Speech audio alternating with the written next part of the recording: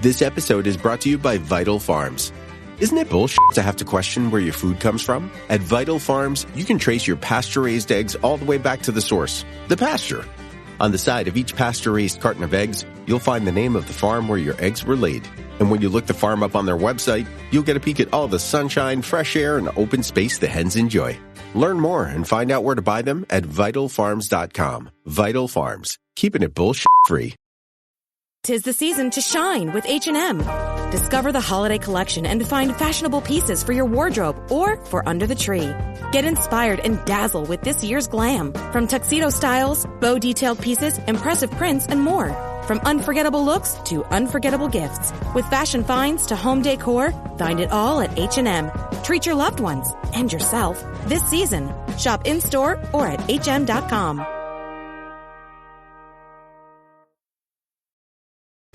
This episode is brought to you by Klaviyo, the platform that powers smarter digital relationships. With Klaviyo, you can activate all your customer data in real time, connect seamlessly with your customers across all channels, guide your marketing strategy with AI-powered insights, recommendations, and automated assistance, deliver experiences that feel individually designed at scale, and grow your business faster. Power smarter digital relationships with Klaviyo. Learn more at klaviyo.com/Spotify. That's KLAVIYO.com/Spotify.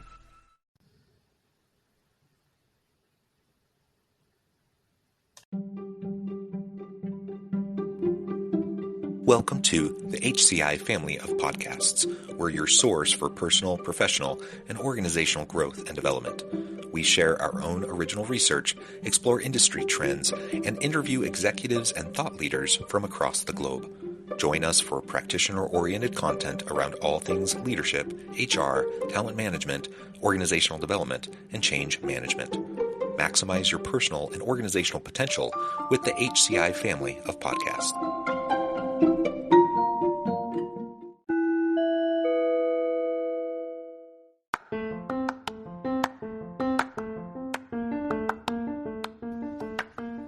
Welcome to the podcast. In this podcast episode, I talk with Deb Calvert about encouraging and supporting leadership at every level of the organization.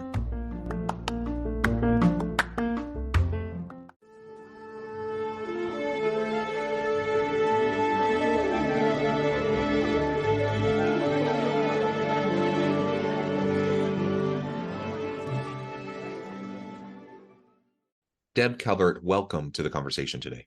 John, thank you. I am delighted to be with you here today.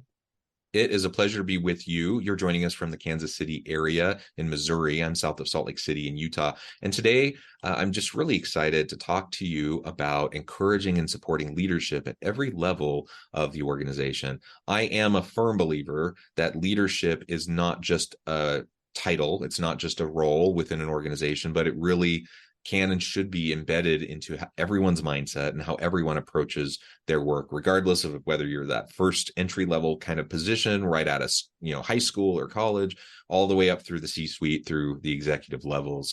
Everyone needs to be a leader. And we as organizational leaders need to be developing leadership competencies and capabilities within all the people on our team, regardless of what level they might be at. So I'm just thrilled to have the chance to talk with you and to unpack this together today. As we get started, I wanted to share Deb's bio with everybody. Deb Calvert is president of People First Productivity Solutions and founder of People First Leadership Academy, is an ICF certified executive coach and certified master of the Leadership Challenge. Previously, Deb was an HR director with a Fortune 500 company. She works with clients to build organizational effectiveness by developing leaders, improving team cohesiveness, and strengthening soft skills. She has been recognized as one of the 65 most influential women in business by Treeline. What a wonderful background. Again, a pleasure to have you. Anything else you would like to highlight by way of your background or personal context before we dive on in? I love this topic, and I'm so glad that we're talking about it. Let's see if we can blow some minds today, because maybe people haven't thought about themselves as leaders. I love blowing people's minds. That's like my favorite. So very good. So let's start with just the general kind of framing up of this. Why leadership development, and what connections are there between leadership development and other positive outcomes like employee engagement, satisfaction, productivity, innovation? Yeah, well, first, why leadership? I don't know about you, John, but every day, it seems like things get harder than they used to be. And I believe that in this world today, everybody, every single person is craving clarity and maybe control and a sense of leadership, direction, that we're all looking for someone to guide us. And sometimes we need to be self-leaders. And there's this big void. So I believe this topic is more timely than it's ever been.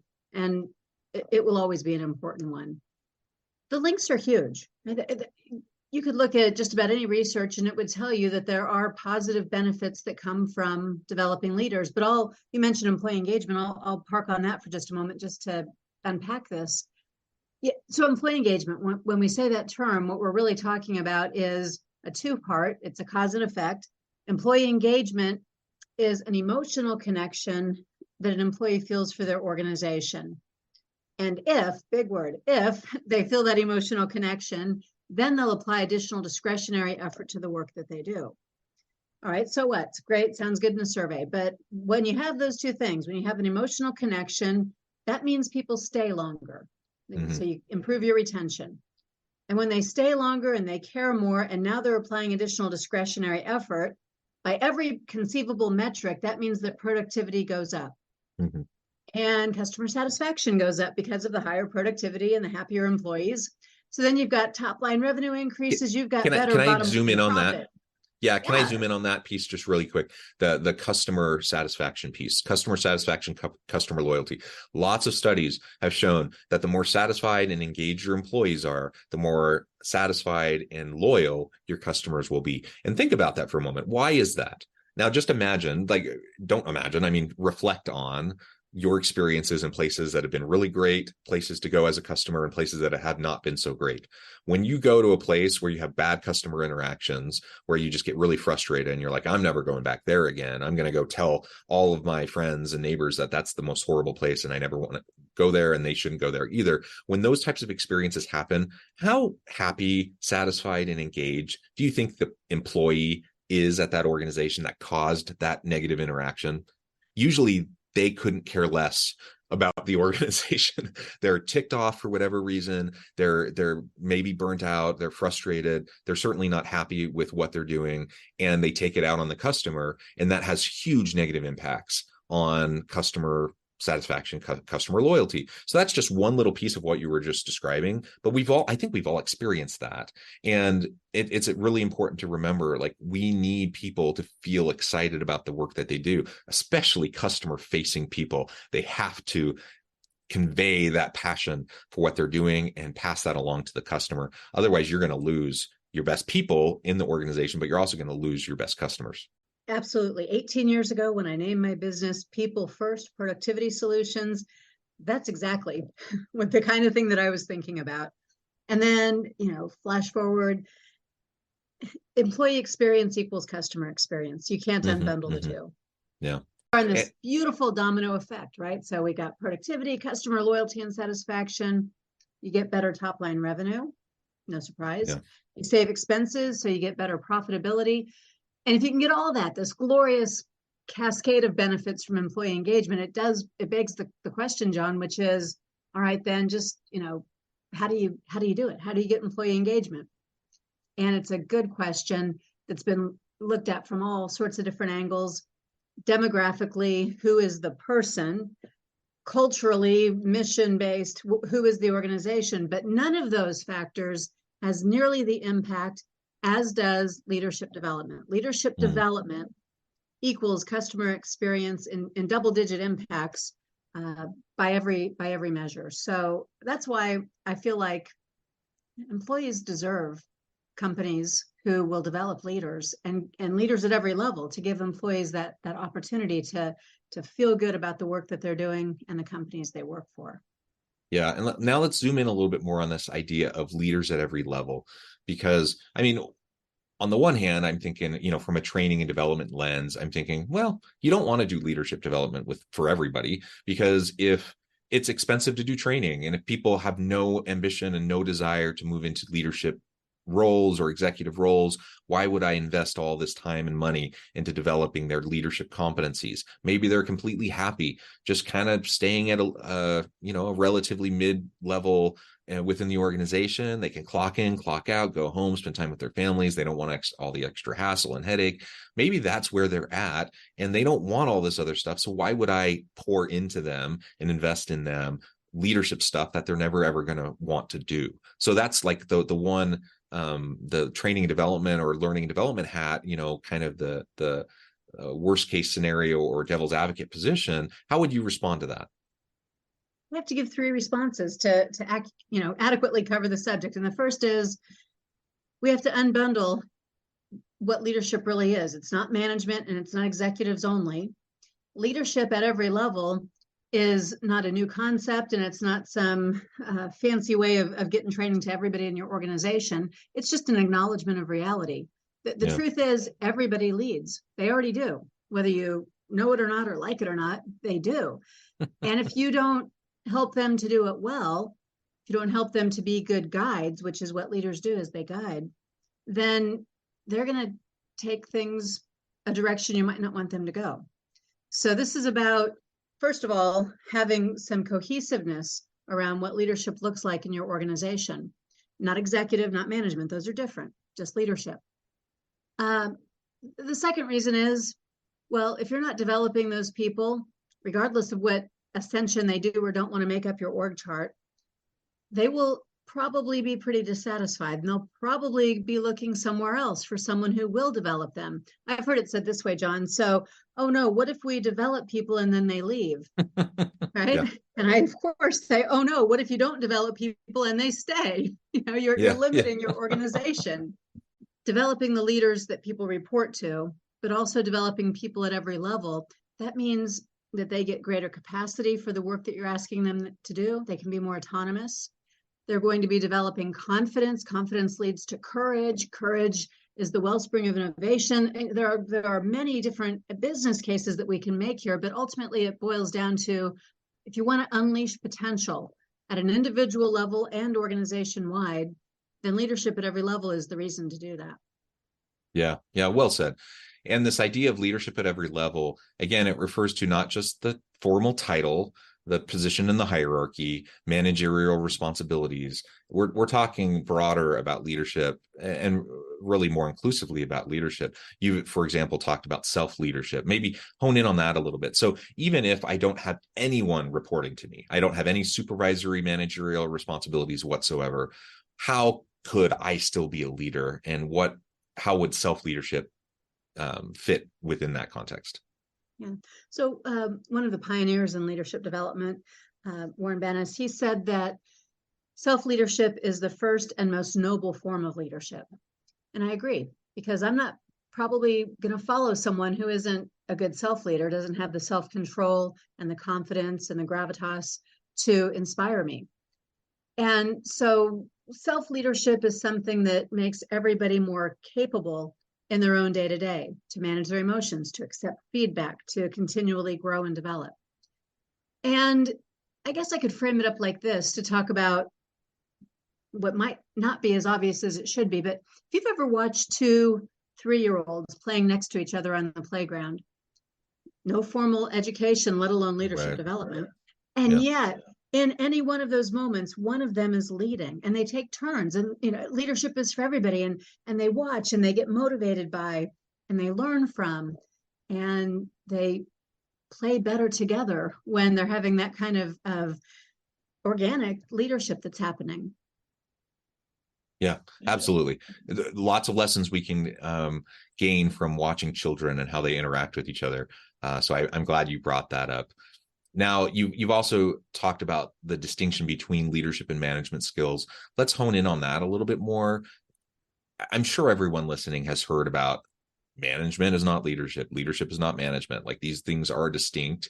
And there's lots of people who have talked about it, lots of articles on this.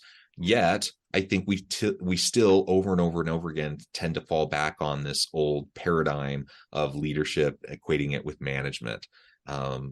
There are some overlaps, but there are distinct skills, competencies, and capabilities of the two different realms. And frankly, in an ideal world, I want someone who's a great leader and a great manager, but it's not always the same thing, right? The same skill sets. It's not. The word manage comes from originally the word that was meant for hand in Spanish, mano, right? Manage, mano, handle. And that's what managers do. They handle what needs to be done today. They handle that work through other people. They handle the assignments, the tasks, the KPIs, and so on. But the original root word of leadership was leiden, which meant to guide. And that's what leaders do. They guide people, presumably then to places where those folks had never been before. Otherwise, why would they need a guide? Places where maybe it won't be easy to get to, and places where the person leading is going to be effective in clearing the path and helping people to get to that new place. So I believe that because of this confusion about what is a leader, is that just the executive ranks? What is a manager? Is every manager a leader? Do you have to be a manager before you can be a leader? Right? Without those distinctions, what we've ended up with is, you're right, a lot of time and money is being spent, it's being wasted because there's an illusion that both have been covered and neither has been. Like I'll give you an example, John. Think about all those executive education programs, the ones with great big price tags at major universities.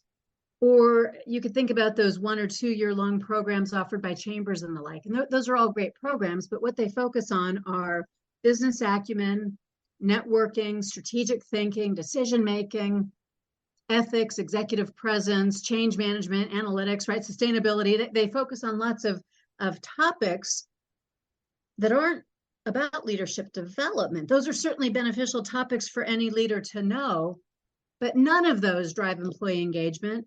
None of those position leaders to improve the employee experience or to shape the culture of the organization. So inside an organization, you need basic supervisory skills for the science of managing, and you need true leadership behavior skills for driving employee engagement. And when you have that, you've covered the bases. Yeah, well said. Well, very good. So how do we start to shift? My experience has been in most organizations that you have well-meaning individuals who find themselves in these formal hierarchical managerial leadership roles. They don't really know much about leadership usually.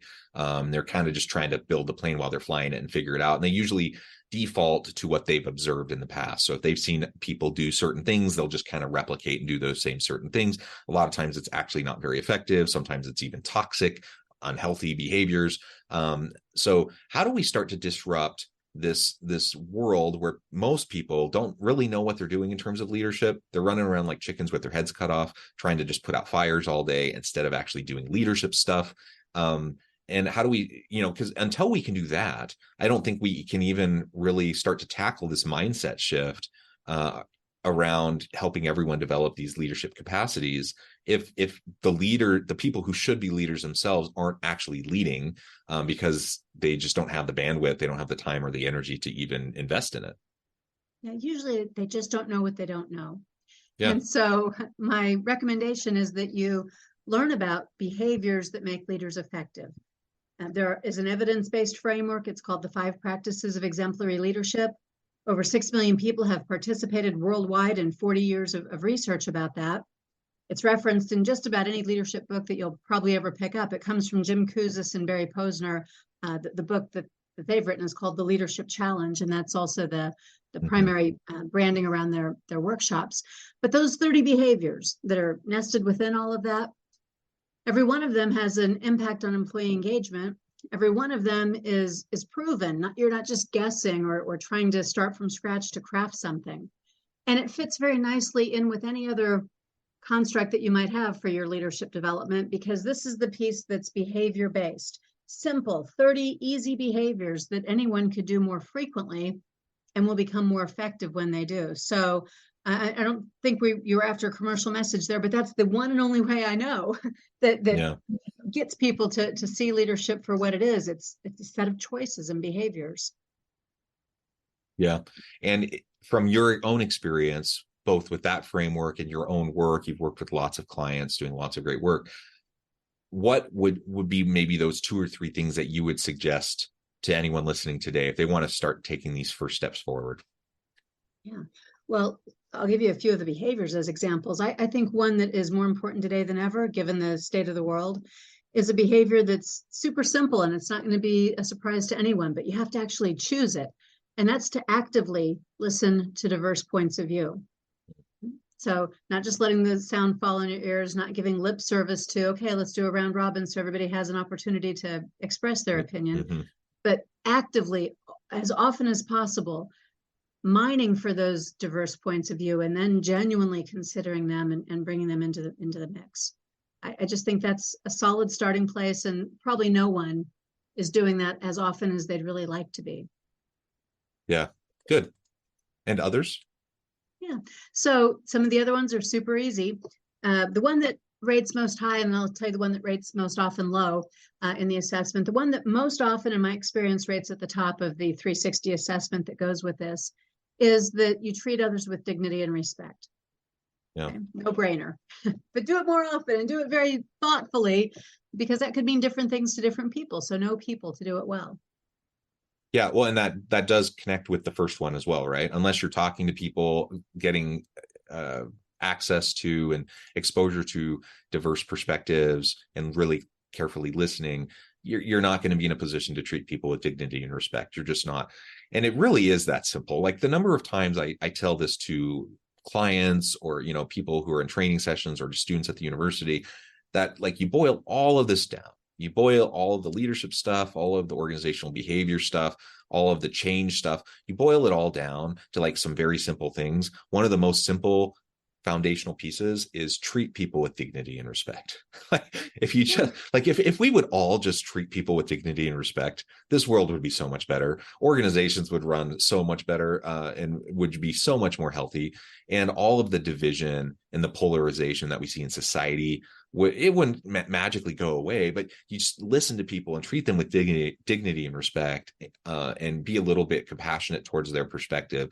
And my goodness, so many of the challenges that we face would not magically go away, but they bleed to the background a little bit, and we'd be in a better position to address them in meaningful ways. So I love the two that you just mentioned. I think that is like perhaps the most important thing that anyone can do within their organization, within your own self-practice, within your working with your teams. Listen hard, try to get diverse perspectives, and not in performative ways, but actually paying attention and really taking into account what people are sharing with you. We've all been there. We've all been in those meetings where people ask for input, and you know very well that they've already made their decision and they're just going through the motions to so people can feel like they're being included. And you know that they're not actually taking into account your perspectives. That's frustrating. That's demotivating. That's actually not going to build any engagement. It's going to erode engagement and trust.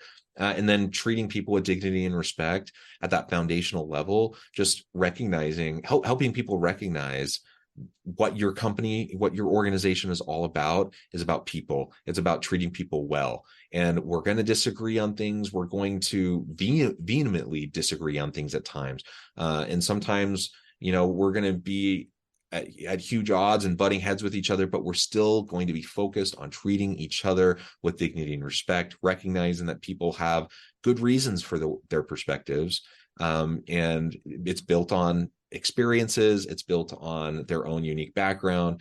And until we can listen hard and understand where they're coming from, we're probably going to be missing out on some really important pieces that can help us perform better, serve our clientele better, bring more value to the marketplace. Well said.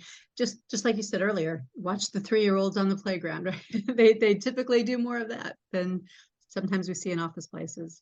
So let me give you the bottom one. It's not nearly as easy as the first two. So it is that the leader is asking for feedback about how his or her behaviors affect other people's performance. So it's a two-parter. Asking for feedback is hard enough, but now asking for very narrow, specific feedback. I did this, John. How did that impact you? It's a scary, scary premise, but highly effective. Yeah, no, it can be. People often don't like holding that mirror up in front of their face and looking at and acknowledging what is staring right back at them. It can be really hard, especially if we know if we're feeling a little vulnerable, we're feeling maybe a little bit of imposter syndrome. We already recognize that, we don't know what we're doing. And so we're really nervous about how we get the feedback. We want people to like us. We want people to see us as competent, etc. But leaning into a space where, there's psychological safety, where everyone knows that they can share with each other what they're thinking.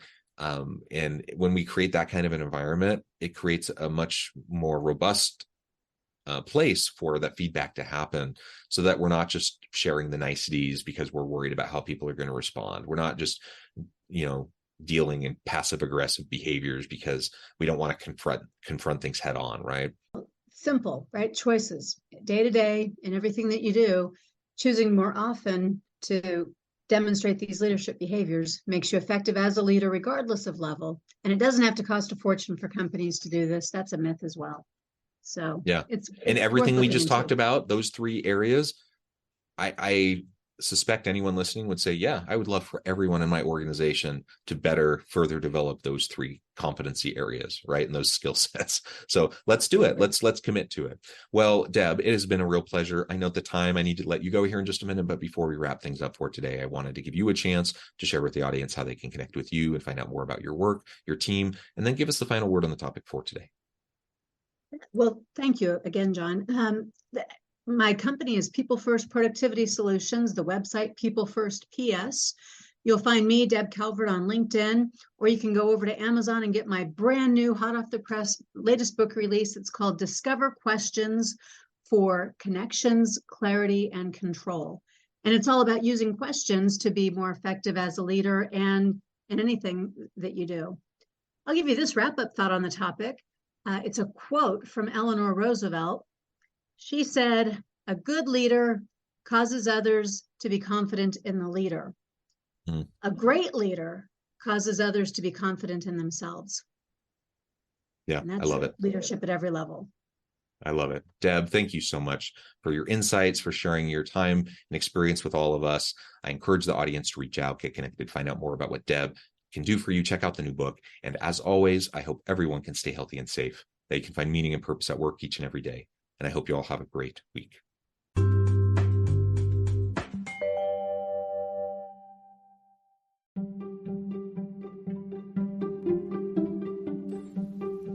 Thanks for joining us for this episode of the podcast.